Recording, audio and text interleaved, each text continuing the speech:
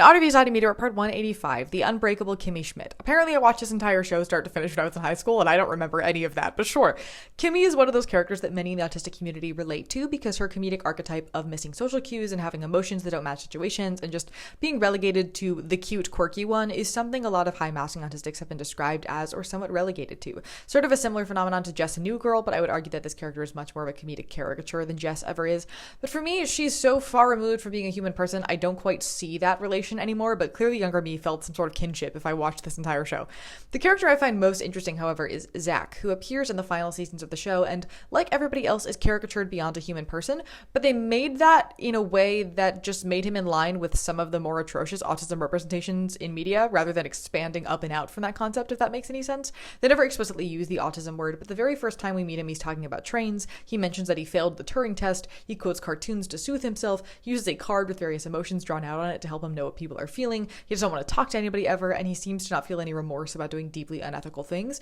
And I think, given the tone of the show and the kind of humor it likes to use, I'm not super mad at it, but it does feel a little off-putting because while he does read as a caricature, he also very much doesn't at the same time, because I've seen that played straight in other media, which brings up a lot of questions about where the line should be drawn with comedy.